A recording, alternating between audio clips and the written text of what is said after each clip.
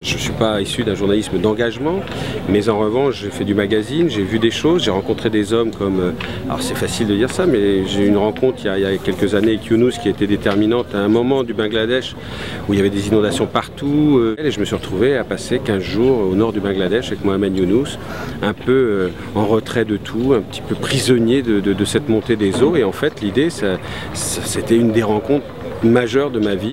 S'il n'y a pas eu cette prise de conscience à la fois sur le terrain et vis-à-vis des hommes, dans notre volonté, dans mon engagement et dans la générosité que je revendique, dans la transmission, si ça ne passe pas comme ça ne sert à rien. Alors je me suis engagé pour cette cause, pour transformer une frustration en quête.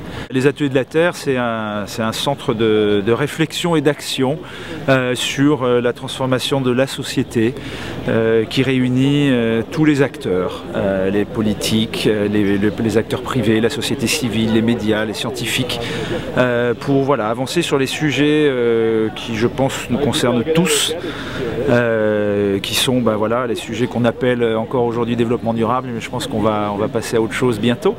Et il est très important que les gens se parlent, comprennent les sujets, échangent. Et on a vraiment créé les Ateliers de la Terre pour ça. Je pense que les gens ont besoin de se rencontrer, ont besoin de parler, soit pour se comprendre, soit pour soulager parfois quelque chose, se dire qu'on n'est pas tout seul, et puis rencontrer des gens nouveaux, exprimer des idées différentes. Voilà, c'est pour ça qu'on a créé les Ateliers de la Terre. C'est vraiment pour créer ce maillage humain qui pour moi est essentiel dans l'évolution de l'humanité. Il faut absolument que ce dialogue ait lieu pas seulement entre les gens qui travaillent sur la protection de l'environnement, mais justement que tous les acteurs, que les entreprises, que les représentants gouvernementaux comprennent que la cause est commune, la responsabilité est commune, le travail doit être commun. Tout le monde est responsable de notre environnement et on ne pourrait pas vivre sans cet environnement. On est tous un maillon de la chaîne, on a tous une petite solution en soi, tous, du plus petit au plus grand, du plus petit arbre au plus grand que l'on retrouve dans la forêt. Ici, aux Ateliers de la Terre, je dirais que nous sommes tous des arbres en puissance, avec nos tailles, nos passés, nos présents, nos futurs, notre avenir personnel, propre, unique. Chaque arbre est unique pratiquement, et ça c'est une évidence, enfin, c'est pas pratiquement, c'est évidemment, sincèrement et singulièrement. Donc comment cela participe-t-il d'une transformation? Eh bien, je vais revenir à la thématique, c'est l'évolution de l'homme aussi qui amène ça, et c'est pour ça qu'on a choisi les révolutions, et comme je l'ai dit hier, pour moi les révolutions c'est l'évolution avec le R de la responsabilité, c'est un peu ça. Il est très important qu'absolument tout le monde comprenne qu'on est engagé, qu'on est concerné.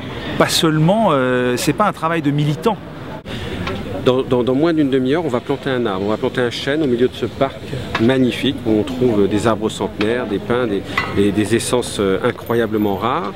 Et moi, mon rapport avec la forêt, avec les arbres, je dirais, c'est un rapport de petit garçon. J'ai toujours eu le sentiment d'être protégé par un arbre. Et ma grand-mère me disait que quand il y avait un orage, il ne fallait surtout pas se mettre sous un arbre. Ouais, la première chose que je faisais, j'allais sous un arbre, convaincu que de toute façon, rien ne pouvait m'arriver sous un arbre. On a besoin de ça, on a besoin de ça. On vient de là, on ne peut pas vivre sans.